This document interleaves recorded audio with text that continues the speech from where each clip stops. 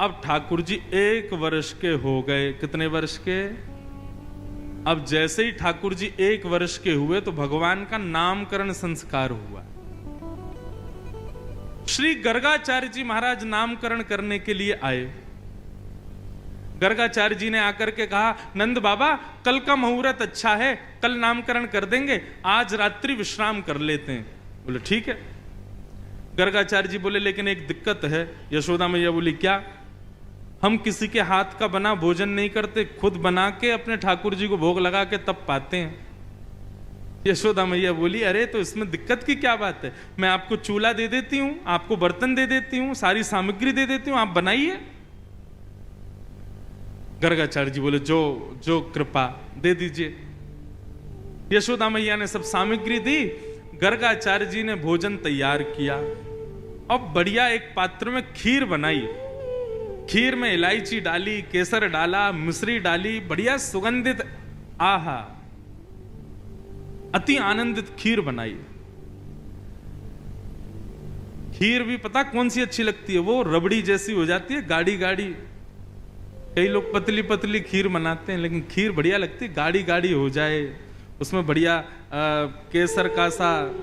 आ गया मुंह में पानी। तो सोचो ठाकुर जी की क्या दशा हुई होगी जब गर्गाचार्य जी ने बनाई।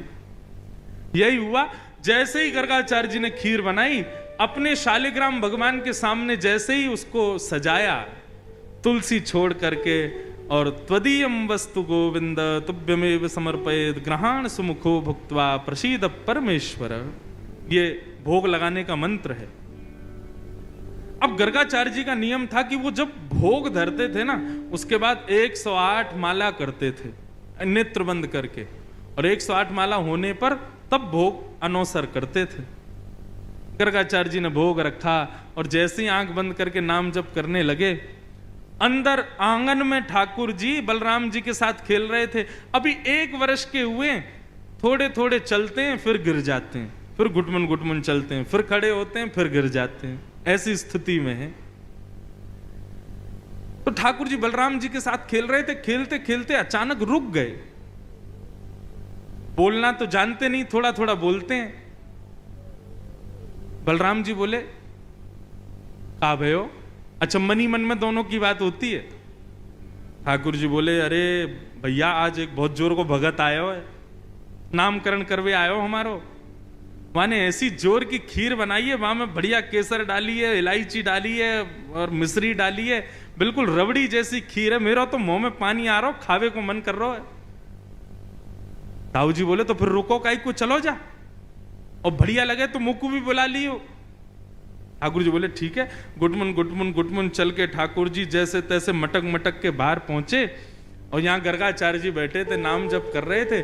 आगे उनके शालिग्राम भगवान के सामने खीर रखी थी, ठाकुर जी ने उठाई और गोद में रख करके और बढ़िया प्रेम से पाने लगे। मुंह पे पूरे पे लगा लियो, नाक पे लग गई। छोटे छोटे हाथ हैं ठाकुर जी के, प्रेम से पा रहे हैं। गर्गाचार्य जी के जैसे ही भजन पूर्ण हुआ, माला नीचे रख के जय हो मेरे शालिक। खीर कहां गई? तभी देखा तो थोड़ी दूर पे ही महाराज हाथ पांव सब सने हैं, मुंह पे पूरी खीर गिरी है और नीचे फैली पड़ी है, और ठाकुर जी प्रेम भाव से खीर खा रहे हैं। और जैसे ही गर्गाचार्य जी ने देखा तो हंसने और लगे। 2 दतुइयां दिख रही हैं ठाकुर जी की, अभी 2 ही दांत आए हैं। अरे यशोदा देख, तेरे लाला ने कहा कियो, मेरे ठाकुर जी को भोग झूठो कर दियो सबरो। यशोदा मैया दौड़ी दौड़ी आई, बोले बाबा बाबा बाबा नाराज मत हो, छोटो बालक है, आप क्षमा कर दियो। बोले देख पूरी खीर खा गए हो। बोले वो तो बहुत बड़ी सौभाग्य की बात है कि खीर खाई, नहीं तो ये शालिग्राम को गुलाब जामुन समझ के खा जाए। नंद बाबा तो अपने शालिग्राम भगवान छुपाते डोले, क्योंकि याकू ऐसा लगे ये खावे वाली वस्तु है।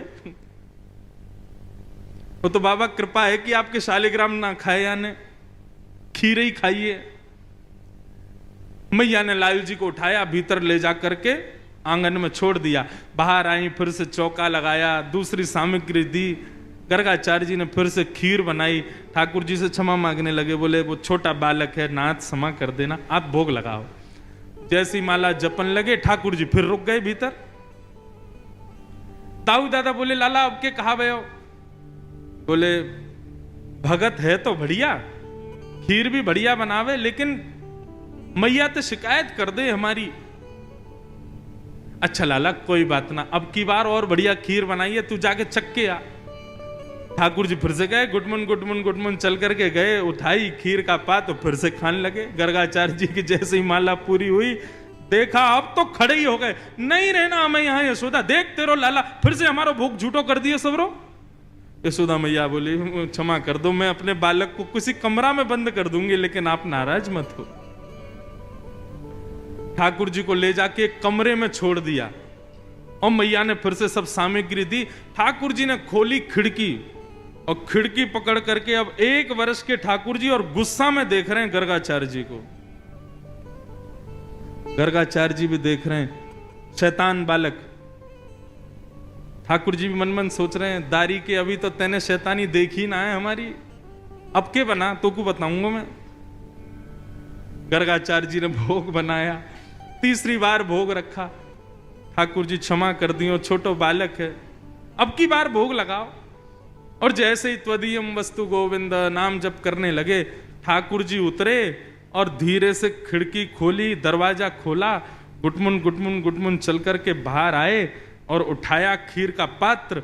और जैसे ही पाने लगे, गर्गाचार्य जी को संदेह हो गया था कि कहीं बालक फिर से तो नहीं आ गया। जैसे ही नेत्र खोल करके देखा तो नन्हे से गोपाल जी के ही 4 भुजा प्रकट हो गई। शंख चक्र गदा पद्म ठाकुर जी ने अपने भुजाओं में धारण कर लिया। चतुर्भुज नारायण के रूप में नन्हे से बालक के रूप में ही प्रकट हो गए। और एक भुजा से तो स्वयं खीर खा रहे हैं और अपनी झूठे हाथ से ही गर्गाचार्य जी को खिला रहे हैं। गर्गाचार्य जी नतमस्तक हो गए, बोले नाथ क्षमा करना, मैं आपके रूप को पहचान नहीं पाया। ठाकुर जी बोले हमने ये रूप आपको इसलिए दिखाया है कि कल जब आप हमको हमारा नामकरण करोगे तो हमारे ग्रह नक्षत्र देख करके आपको सब पता चल जाएगा कि मैं कौन हूं। लेकिन ये सच्चाई हमारी मैया को मत बताना कि मैं कौन हूं। आपको छुपाना है कि मैं परमात्मा। मैया अभी मुझसे प्रेम करती है, मुझे दुलार करती है, मुझे बहुत स्नेह देती है। यदि वाकू पतो चल गई कि मैं भगवान हूं तो कहीं मंदिर में दियावेगी मुकु पुजारी जी, या की पूजा करे करो, भगवान है ये, मुकु मंदिर में ना जानो, मैं तो मैया के पास ही रहूंगा। बंधु आप जब बाल लीला सुनोगे तो आपको एक चीज पता चलेगी कि सबकी कोई ना कोई चाह है, लेकिन हमारे लाल जी की केवल एक ही चाह है कि मेरा भक्त सदा मुझसे प्रेम करे और जितना हो सके मुझसे प्रीति लुटावे मेरे ऊपर। उनको भगवान बनने का शौक नहीं है, सुबह शाम दिया बत्ती अगरबत्ती देखने का शौक नहीं है। आप प्रेम से क्या प्रदान करते हो, क्या देते हो, क्या सुनाते हो, वो उसके भूखे हैं, वो दिया करो। नामकरण संस्कार हुआ और बड़े भाई का नाम बलराम और छोटे भाई का शुक्ले रक्तस्थता पीत इदानिम कृष्णताम गत। भगवान का नाम कृष्ण रखा गया। बोलो बाल कृष्ण लाल की जय। बंधुओं, कई लोग इस नाम को अशुद्ध बोलते हैं, कई लोग कृष्ण बोलते हैं, कई लोग कृष्ण बोलते हैं, कोई कृष्णा बोलता है। भगवान का नाम शुद्ध उच्चारण करो। नाम क्या है? कृष्ण। भगवान, जय श्री कृष्ण। कृष्ण शब्द का अर्थ क्या है? वैसे तो कृष्ण शब्द का अर्थ, शाब्दिक अर्थ देखोगे तो थोड़ा सांवला, थोड़ा काला, उसको कृष्ण कहते हैं। लेकिन कृष्ण का भावार्थ यदि सुनोगे तो कृष्ण यानी कि पृथ्वी का मालिक, कृषि, और न यानी कि निवृत्ति। जिनका नाम गाने से पृथ्वी पर रहने वाले हम सब जीवात्माओं को निवृत्ति मिल जाती है, प्रवृत्ति छूट करके हम निवृत्त हो जाते हैं, उनका नाम है कृष्ण, भगवान कृष्ण। ठाकुर जी का नाम कृष्ण पड़ा, लेकिन गर्गाचार्य जी बोले मैया एक बात बता दूं, घबराना मत। बोले क्या? आपके लाला के एक नाम नहीं होंगे, अनेक नाम होंगे। ये बहुत सारी लीला करेगा, उन लीलाओं के अनुसार इसके नाम बदलते रहेंगे। कोई माधव, मधुसूदन, केशव, गोपाल, गोविंद, ऐसे लाला के बहुत सारे नाम होंगे। तो इसलिए आप चिंता मत करना कभी। मैया बोली कोई बात नहीं। अब तो ठाकुर जी थोड़े थोड़े बड़े हुए। आज जैसे ही यशोदा मैया आई लाला के पास, तो ठाकुर जी बोले मैया। अब तो जैसे ही मैया ने सुनी मैया, फिर से बोलियो, बोले मैया। अब तो मैया लेकर के दौड़ी बाबा के पास, बोले देखो आज लाला कहा बोलो। बोले कहा बोलो? बोलो बोलो मैया। नंद बाबा ने जैसे ही गोद में लियो, सो बाबा की दाढ़ी पकड़ के बोले बाबा। अब तो नंद बाबा नाचन लगे, बोले जय हो जय हो, अरे आनंद मनाओ, ढोल बजाओ, नगाड़े बजाओ, मंगल गाओ, हमारा लाला बोलने लगो। सोचो, पूरे विश्व को बुलाने वाला खुद बोलना सीख रहा है, पूरे विश्व को चलाने वाला उंगली पकड़ के चलना सीख रहा है। यशोदा मैया ने आज अपनी तिजोरी में से सोने की छोटी छोटी पायल निकाली और ठाकुर जी के चरणों में पहना दी, और पहना करके ठाकुर जी को छोड़ दिया फर्श पे। मैया बजाने लगी ताल, और वह ताल को सुनकर के ठाकुर जी अपने पैर उठा उठा करके नृत्य कर रहे हैं और सब लोगों के मन को मोह रहे हैं। बलराम जी आए, बोले कहा भयो? बोले आज लाला ने मैया और बाबा कही। बलराम जी ने ठाकुर जी को देखो, सो बलराम जी को देख करके बोले भैया। ओ अब तो बलराम जी भी नाचने लगे, पूरा ब्रजमंडल नाच रहा है। सूरदास जी वर्णन कर रहे हैं,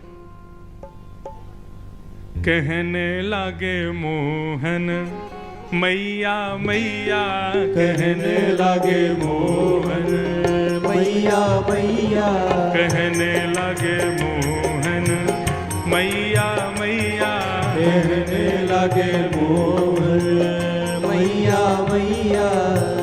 पितानंद सो बाबा रे बाबा, पितानंद सो बाबा रे बाबा, पितानंद सो बाबा रे बाबा, पितानंद सो बाबा रे बाबा।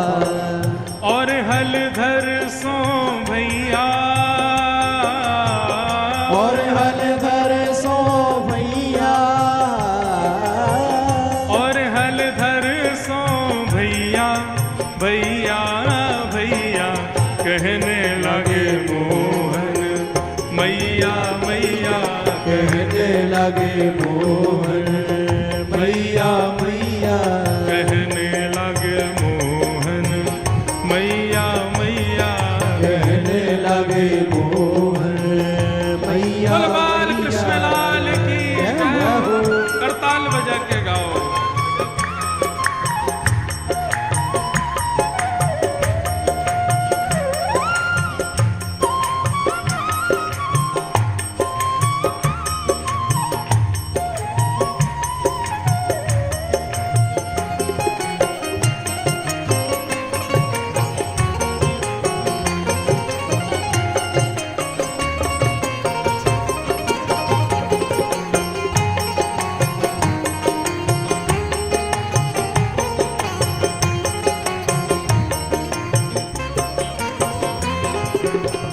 दूर खिलन जन जाओ लाल रे, दूर खिलन जन जाओ लाल रे, दूर खिलन मत जाओ लाल रे, दूर खिलन मत जाओ लाल रे।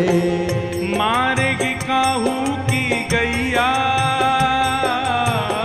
मारेगी काहू की गैया,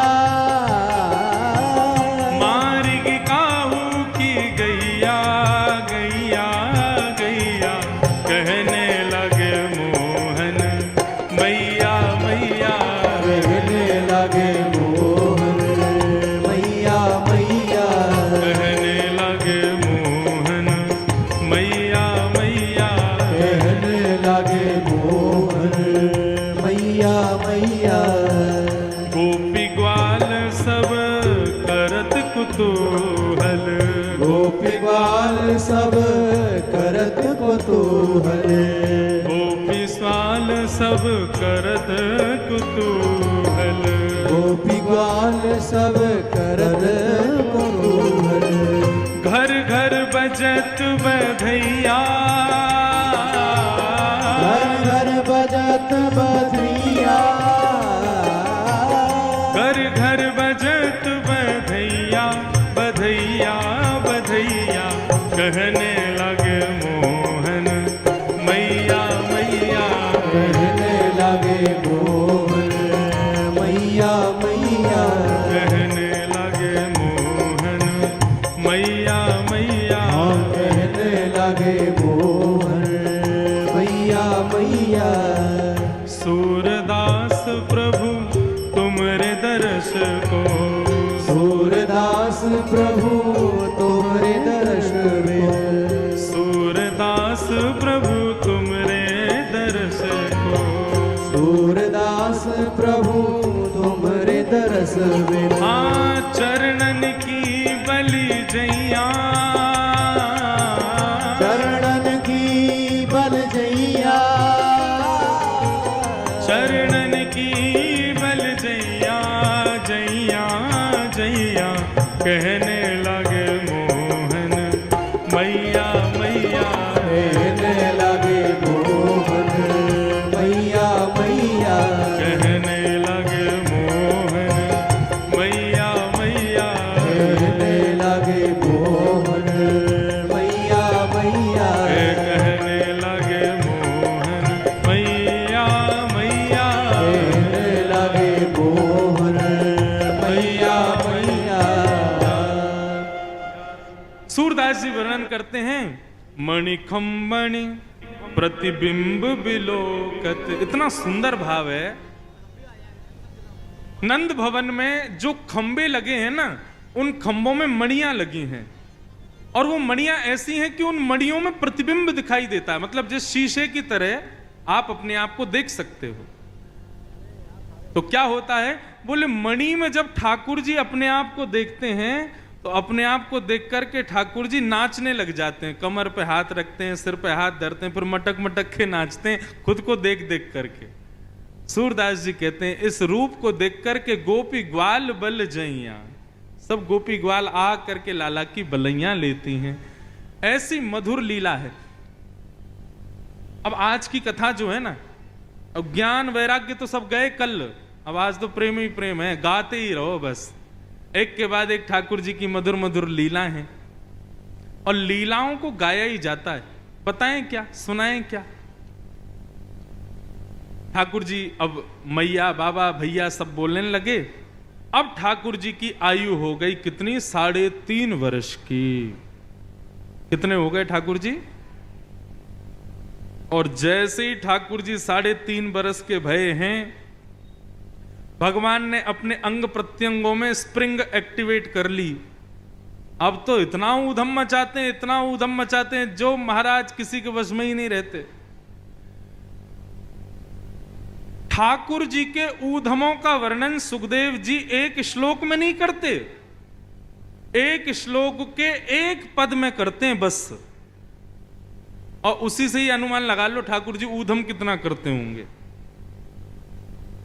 जो बालक बच्चे बहुत ऊधम मचाते हैं, ऐसे माता पिता बेचारे बड़े परेशान रहते हैं, क्या करें हमारे घर में तो बंदर आ गया है। यूं मत कहा करो बंदर आए, यूं कह दो गोपाल जी आ गए हैं। और एक बात कहूं, ठाकुर जी के ऊधम सुनने के बाद आप ये कह दोगे कि हाँ भैया हमारे बालक तो इनसे बढ़िया हैं, इतना ऊधम तो नहीं मचाते। आहा क्या वर्णन कर रहे हैं।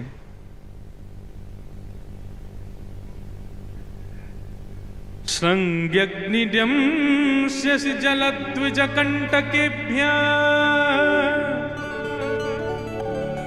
क्रीडा परावति चलौ स्वसुतौ निषेद्धुं गृहाणि कर्तुमपि यत्न तज्जनयो सेकातया पतुरलम मनसो नवस्था। भगवान के ऊधमों का वर्णन किया गया। ठाकुर जी कैसा ऊधम मचाते हैं?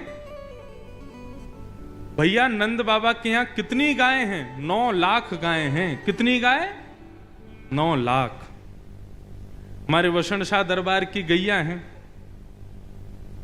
इन गायों को देख करके कितना आनंद आता है। सब गिरी गाय, इतनी बढ़िया सुंदर गाय।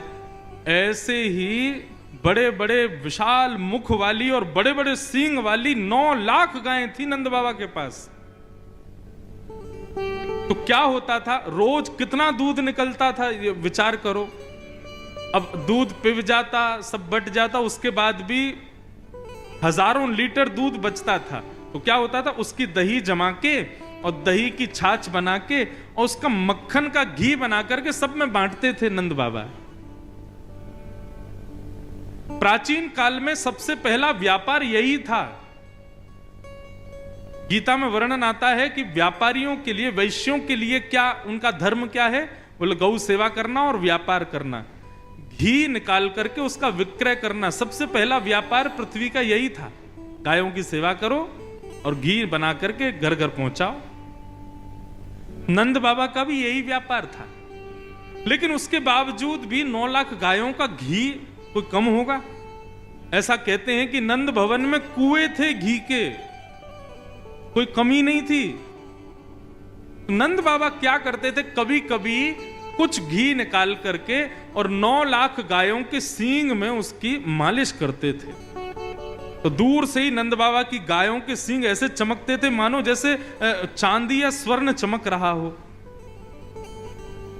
एक दिन एक गैया बैठी थी, सोई लाल जी पहुंच गए गौशाला में, और गौशाला में पहुंच करके ठाकुर जी ने एक सींग पकड़ लिया उसका, दूसरा सींग बलराम जी ने पकड़ लिया और दोनों लगे गैया के सींगों को ऊपर नीचे करने। तो गैया थोड़ी देर तक तो कुछ नहीं बोली।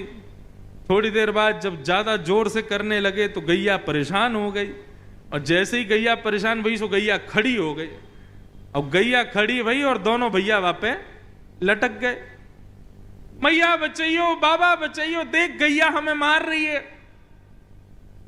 ठाकुर जी, गैया बोली अभी तो मारो ना है, अभी बताऊं तुम्हें, बहुत उधम मचाओ, सुबह सुबह आके रोज मेरे सींगन को ऐसे घुमाओ। अच्छा, आजकल गाय बांध के रखते हैं, लेकिन नंद बाबा के यहां गाय बांध के नहीं रहती, खुली रहती थी गौशाला में। गैया के दोनों सींगन पे भैया लटक गए। गैया दौड़ी सीधी जहां गोबरों का ढेर था और वहां जाकर के जोर से झटका मारा। सींगों में लगे थे घी, दोनों भैयाओं के हाथ फिसल गए और दोनों जाके गिरे गोबर में। यशोदा मैया आई तो गले गले तक गोबर में बैठे थे ठाकुर जी। मैया बोली कितनों नवाए ले हो, कितनों सजाए ले हो, कितनों भी सुंदर बनाए लो, आके या गोबर में ही खेले। लाला मुझको तो ऐसा लगे तू पूर्व जन्म में सूकर दिखे। बलराम जी बोले हाँ मैया सही कह रही है, ये पूर्व जन्म में सूकर ही हो, बरा बन के आयो। ये श्रृंगी अग्नि मैया चूल्हे पे भोजन बनाती है, सोई बलराम जी से लड़ाई कर लेते हैं ठाकुर जी। और बलराम जी को मारने के लिए कोई और साधन नहीं मिलता तो चूल्हे की जलती हुई लकड़ी लेके भागते हैं पीछे, और फिर एक दूसरे जल जाते हैं। मैया बेचारे दोनों को संभालती रहती है। श्रृंगी अग्नि, अब आया तीसरा ड्यमष्टि। ठाकुर जी क्या करते हैं, कृष्ण बलराम दोनों में शर्त लगती है। बोले क्या शर्त? सुनो, आज माखन पहले कौन खाएगा? बोले ऐसे नहीं भाई, तुम बड़े भैया हो, तुम पहले खाओगे, ये वाला काम नहीं चलता है। कोई खेल खेलो, उसमें जो जीतेगा वो पहले माखन खाएगा। बलराम जी बोले लाला तू ही बता का खेल खेलें? बोले काम करें, अभी मैं 1 2 3 गिनूंगा, 3 गिनते ही दोनों भागेंगे और बाहर गली में जो जानवर मिल जाएगा वाह पकड़ के वाके मुंह खोल के वाके दांत गिनेंगे, जाके बट में ज्यादा दांत आ गए वो जीत गो। ये कोई खेल है? ड्यमष्टि 1 2 3 बोलते ही दोनों भागते हैं चौकड़ी मार करके। अब गली में कुकर आ जाए, सूकर आ जाए, बंदर आ जाए, जो आ जाए उसकी शामत नहीं। ठाकुर जी जामे पकड़ करके और मुंह खोलें, 1 2 3 4 5 6 7 8 कितने दांत हैं आके। और अगर बलराम जी के ज्यादा दांत निकल आते हैं तो ठाकुर जी तिरछी नजर से उसी जानवर को देखते हैं, कल के आके दिखाइयो हमारे मोहल्ला में तू तेने हरा दियो में। ड्यमष्टि, श्रृंगी, अग्नि, ड्यमष्टि, जल। हमारे बालक हैं इतने उद्यमी। अभी तो 3 ही बाबू हैं, अभी तो 3-4 और बच्चे हैं। जल में कूद जाते हैं और कूदने के बाद ऐसा नाटक कर रहे हैं जैसे डूब रहे हो। मैया बचाइयो, देख तेरो लाला डूब रहा। अरे मैया जल्दी आ, तेरो लाला डूब जाएगा। मैया अरे मेरो लाला, मेरो लाला। जैसे पकड़ के लाला को खींचती हैं, सोई ठाकुर जी मैया को भी खींच लेते हैं। बोले आ गए आनंद, मैया भी डूब गई। ऐसो उधम मचा में। श्रृंगी, अग्नि, ड्यमष्टि, जल, और फिर आया द्विज, ब्राह्मण। ठाकुर जी ब्राह्मणों के साथ आनंद करते हैं। कैसे आनंद करते हैं? नंद बाबा रोज अग्निहोत्र करते हैं, हवन। एक दिन ठाकुर जी ने नंद बाबा से पूछा, बाबा ये तुम रोज रोज स्वाहा स्वाहा काय को करो? अब छोटे बालक को बड़े लोग क्या करते हैं, ऐसे ही कोई सहज बात बता करके टाल देते हैं। होता है ना हमारे घरों में भी। बच्चे पूछते हैं मम्मी काय की पूजा हो रही है, तो फिर हम ऐसे बोल देते हैं, ऐसे कुछ भी बना के बात समझाते हैं। अब छोटा बालक है, उसको क्या समझाएं? तो नंद बाबा ने ठाकुर जी को बोला, लाला ये अग्निहोत्र है, या करवे से जो मन में इच्छा होवे सब पूरी है जाए। ठाकुर जी बोले जो चाहेंगे सब पूरी है जाए? बोले हाँ। अच्छा, अब ठाकुर जी ने घर में तो बताया नहीं, अपने ग्वाल बालों के पास गए। ठाकुर जी के ग्वाल बाल कौन है? मधुमंगल, श्रीदामा, तन सुखा, मन सुखा, धन सुखा। ये ठाकुर जी के ग्वाल बाल हैं। और इनके भी अधिपति प्रेसिडेंट हैं 3.5 वर्ष के ठाकुर जी, जिसमें तन सुखा मन सुखा की उम्र तो 11-12 साल की है। वो भी ठाकुर जी को आके प्रणाम करते हैं। सारे ग्वाल बालों को ठाकुर जी ने बुलाया और बुला करके बोले भैया आज से हवन शुरू करना है। मधुमंगल श्रीदामा बोले क्यों? बोले पिताजी बता रहे कि हवन करवे थे, रोज हवन करवे थे, मन की इच्छा पूरी है जाए। हाँ तो लाला तो फिर का इच्छा के लिए करेंगे हम हवन? बोले या हमारे करेंगे कि हम 4-5 की सुंदर सुंदर बहू आ जाए। 3.5 वर्ष के ठाकुर जी हैं अभी। अच्छा बंधुओं, इन बातों को सुनकर के परब्रह्म वाली बातें मत सोचना, ये परब्रह्म ही है, लेकिन ब्रज में अपनी प्रभुता छोड़ करके लीला कर रहे हैं। सारे ग्वाल बाल चारों तरफ बैठ गए और बीच में ऐसे ही हवन सामग्री, सूखे पत्तों का चूरा एक दूसरे में बांट दिया, सूखे पत्तों में अग्नि लगा करके, और आचार्य बन के ठाकुर जी बैठ गए और चूरे दे दिए सबको सूखे पत्तों के। अब बोले जैसे ही मैं कहूं स्वाहा सोई डाल दियो। और देख मधुमंगल श्रीदामा, तन सुखा मन सुखा धन सुखा, यदि मैंने कही स्वाहा और तुमने नेक भी विलंब कियो तो फिर मोते मत कहियो यदि काणी बहू आ जाए तो, मोते मत कहियो लूली बहू आ जाए तो। जैसे ही कहूं स्वाहा तुरंत डालनो है। ढाला बोले तू बस बोल हम अभी डालें। तो ठाकुर जी कैसे खेलते हैं, ओम स्वाहा, स्वाहा बोलते सब डालते हैं। अब कभी कभी ठाकुर जी करते हैं ओम स्वाहा नहीं बोलते, इतने में देख अब तेरी कहानी आवेगी, तेने डाल दियो। ऐसा आनंद करते अपने ग्वाल बालों के संग। अच्छा, हवन आज पूरा हो गया। हवन की पूर्णाहुति पे मधुमंगल ने ज्ञान दिया, लाला ऐसे हवन पूरे ना हुए करें तो कैसे हो? मैं बोले कोई भी यज्ञ की पूर्णता में ब्राह्मणों को भोजन कराना चाहिए, तभी यज्ञ सफल माना जाता है। बोले हाँ तो चलो आज ब्राह्मणों को न्योता दिया मैं। अब तो महाराज कन्हैया, मधुमंगल, श्रीदामा, तनसुखा, मनसुखा, धनसुखा और भी 2-4 और थे सखा ठाकुर जी के, सुबल, सब नाचते कूदते गाते हुए सब पहुंच गए ब्राह्मणों के घर। और ब्राह्मणों के घर जाके कहें आज हमारे घर यज्ञ हुआ है, आपको भोजन पाने आना है। पूरे गोकुल के ब्राह्मणों को निमंत्रण दिया है। अब स्थिति ये कि महाराज जब नंद भवन से निमंत्रण आता है ना, उस दिन ब्राह्मण सुबह से भूखे रहते हैं और नमक का पानी और पीते हैं ताकि भूख और तेज लगे। क्यों? बोले आज तो नंद भवन जाना है, 56 भोग मिलेंगे खाने को। और नंदरानी यशोदा और बाबा इतने प्रेम से खिलावे, खूब मना करें, बस बस बस है गयो, फिर भी 2-4 पूड़ी तो जबरदस्ती खवाई दें। तो या हमारे भैया सवेरे से ही भोजन त्याग दो और नमक को पानी लगे पीने में। सब ब्राह्मणों को जोर की भूख लगी। शाम का समय हुआ, बढ़िया वस्त्र आदि पहन करके, चंदन आदि लगा करके सारे ब्राह्मण पहुंच गए नंद भवन। अटारी पर बैठी थी यशोदा मैया।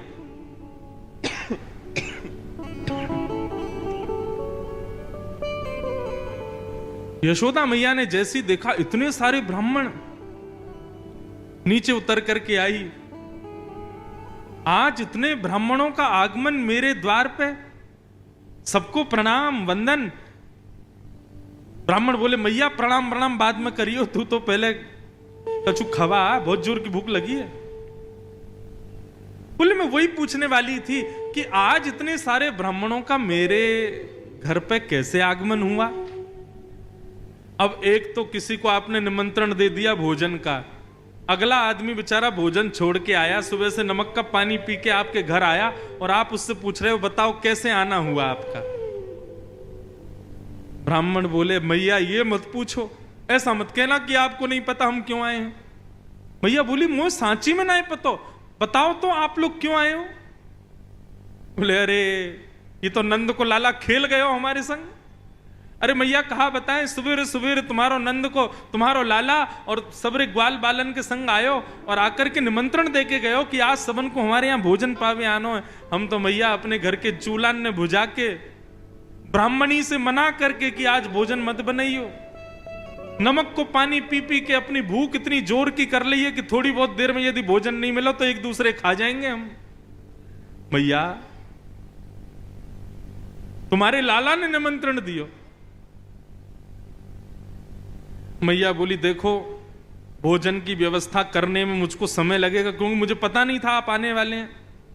तो वो तो मैं सब कर दूंगी, लेकिन उससे पहले आपके यजमान को तो ढूंढो कहां है, जिसने आपको निमंत्रण दिया पहले उसको तो पकड़ के लाओ।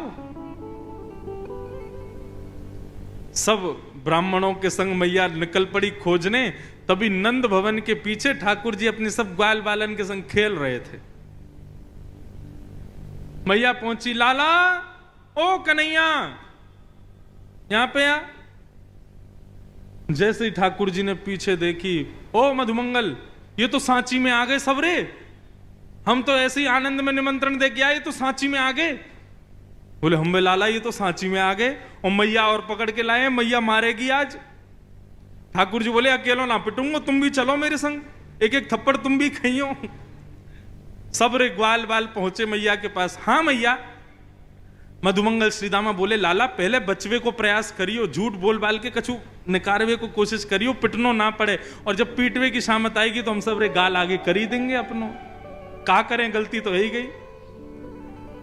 ठाकुर जी बोले हाँ मैया कहा भयो। मैया बोली ये सब कौन है।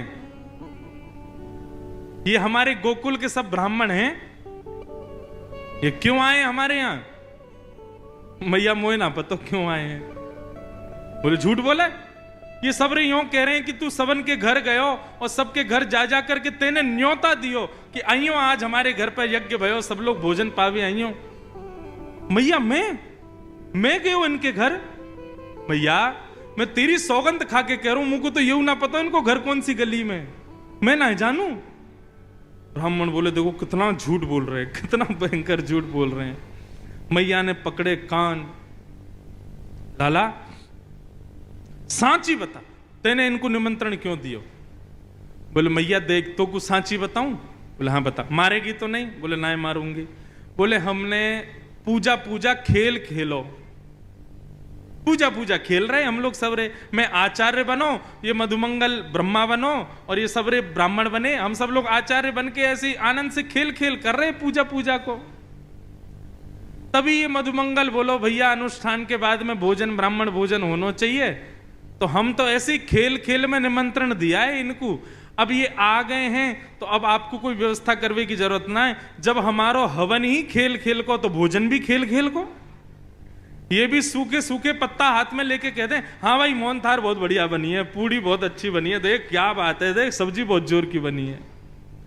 खेल खेल की पूजा, खेल खेल को निमंत्रण। फिर मैया ने मधुमंगल श्रीदामा सबरे एक एक तो धर दिए सबन में।